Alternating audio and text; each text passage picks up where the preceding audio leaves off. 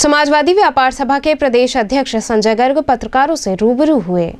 पत्रकारों से मुखातिब होते हुए समाजवादी व्यापार सभा के प्रदेश अध्यक्ष सहारनपुर के विधायक संजय गर्ग ने कहा कि काशी को क्योटो बनाने के नाम पर टोटो बनाया गया है। बिजली मीटर की समस्या, किसानों की समस्या, सड़क समस्या के साथ ही सभी मुद्दों पर भाजपा सरकार विफल रही है। सबसे अधिक व्यापारियों का उत्पीड़न हो रहा है।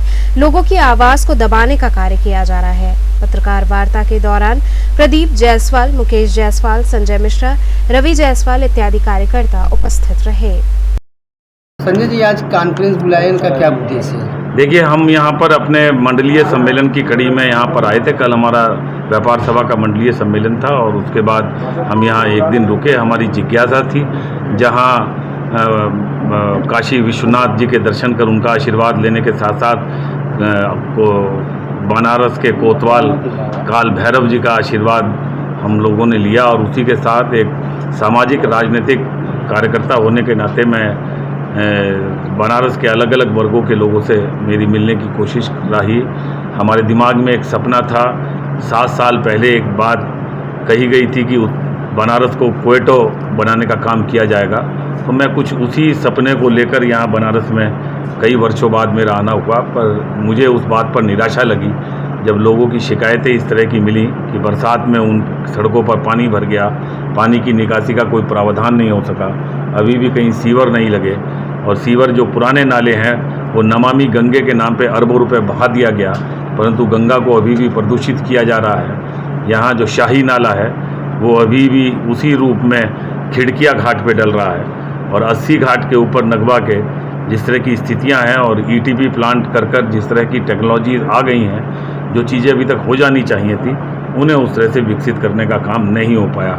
निश्चित रूप से इन तमाम चीज़ों के बाद अल्प वर्ग के, अल्प आय के उन तमाम लोगों की शिकायतें स्मार्ट मीटर को लेकर भी मिली, जो लोग बहुत ज़्यादा उत्पीड़ित थे और बड़े लोगों को और मगरमच्छों को छोड़कर 2-2 किलोवाट के एक बिजली 2 पंखा, एक पंखा 2 बिजली के ऐसे उन विद्युत उपभोक्ताओं के ऊपर छापे मारे जा रहे हैं, बेपर्दगी करी जा रही है, रात और दिन नहीं देखा जा रहा और उन्हें 40-40, 50, 70, 80, 90 हज़ार रुपये दंड दिया जा रहा है। और जबकि ये शिकायत आम है कि जहाँ स्मार्ट मीटर लगे हैं उनमें लगातार होने वाली जंपिंग और उसके अंदर जिस तरह से मीटर के अंदर जो बिल आ रहा है वो पहले जो मीटर थे उनसे कई गुना ज़्यादा है। इसकी जब वो शिकायत करने जाते हैं तो शिकायत भी सुनी नहीं जाती। हमने इस सिलसिले में विधानसभा में भी ये सवाल उठाया तो ऊर्जा मंत्री को ये बात माननी पड़ी कि विद्युत उपभोक्ता परिषद ने इस मामले में विद्युत नियामक आयोग और कंसर्निंग अथॉरिटी के समक्ष भी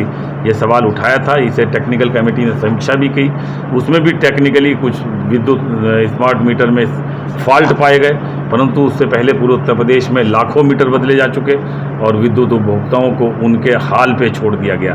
और इन तमाम चीज़ों के बावजूद हम व्यापारियों के ऊपर जिस तरह से आरोपित करने का काम किया जा रहा है और उन्हें जिस तरह से प्रताड़ित करने की कोशिश करने का काम किया जा रहा है, केंद्र की सरकार इस बात का एहसास नहीं कर रही कि डीजल और पेट्रोल पर 57% टैक्स वसूला जा रहा है और वो आज 100 रुपये से भी ज़्यादा ऊपर हो गया, जिसकी वजह से ट्रांसपोर्टेशन कॉस्ट बढ़ी है और ट्रांसपोर्टेशन कॉस्ट बढ़ने की वजह से हर चीज़ के दाम बढ़े हैं। परंतु सब के बावजूद खाद्य पदार्थ और एडिबल ऑयल और उन तमाम चीज़ों को बेचने वाले लोगों के ऊपर फिर दोबारा इस बात की सख्ती की वो हर घंटे हर दिन इस बात के लिए स्टॉक देंगे, अधिकारी उन्हें वो करेंगे। ये तमाम चीज़ें जिस तरह से हमारे जिस तरह से तमाम शिकायतें आप सुने तो इसका निस्तारण आप लोग किस तरह से करेंगे? देखिए, बात नियत की है। जब नियत पर अगर शासन की साफ ना हो तो ऐसे में आम आदमी का प्रताड़ित होना आवश्यक है और वर्तमान सरकार की नियत उन्हें ऐसा लगता है कि लोग इन तमाम चीज़ों के लिए वोट नहीं देते और लोग हिंदू और मुसलमान बन के वोट दे देते हैं। जिसे इस बात का फिक्र हो कि उन्हें दोबारा जनता के बीच में जाकर अपना मुंह दिखाने का काम करना है तो वो लोगों की बुनियादी ज़रूरतों पर ध्यान रखें और जुमलेबाजी ना करें। परंतु एक नहीं, जितने भी 2014 के बाद से आज तक बातें कही गई हैं वो सब जुमले साबित हुई हैं। लोगों को लगा लोगों के जनधन खाते खुले, परंतु 15 लाख उनके खाते में नहीं आए। लोगों को लगा कि अच्छे दिन आएंगे, परंतु 7 साल इंतजार करने के बावजूद उनकी जेब पर बोझ बढ़ गया, उनकी महंगाई की वजह से उनका खर्चा बढ़ गया, परंतु उनकी आय के साधन बढ़ने का काम नहीं हुआ। किसानों को लगा कि उनकी आय हम दुगनी कर देंगे, परंतु आय दुगनी नहीं हुई, लागत दुगनी हो गई, क्योंकि डीजल के दाम, तो इस पेट्रोल के दाम। समस्या के लिए आप लोग कुछ करेंगे? देखिए, हम समाजवादी पार्टी निश्चित रूप से किसानों की और अल्प वर्ग आय के उन तमाम तर लोगों का प्रतिनिधि करती है, उसका अगुवा दस्ता है। हमारे विचारक राम मनोहर लोहिया का कहना है कि रोटी कपड़ा सस्ती हो, दवा पढ़ाई मुफ्ती हो। हमने पहले ये कर दिखाया। सरकारी अस्पताल की पर्ची 1 रुपये करने की बात हो, या प्राइमरी बेसिक एजुकेशन फ्री करने की बात हो, बच्चों को तकनीकी एजुकेशन देने के लिए लैपटॉप देने की बात हो, या कन्या विद्याधन योजना देने की बात हो। इंफ्रास्ट्रक्चर के मामले में भी जो माननीय अखिलेश यादव जी ने विकास किया, उतना विकास किसी ने नहीं किया। 2022 सर पे है, चुनाव है, तो किस थीम को लेकर के आप? देखिए, 2022 में बहुत साफगोई के साथ जनता अब इनके बहकावे में आने वाली नहीं है। ये चीज़ें और नारे बार बार नहीं चला करते। लोग इनके सच्चाई को समझ चुके हैं और अब इनकी जुमलेबाजी के चक्कर में आने वाले नहीं हैं।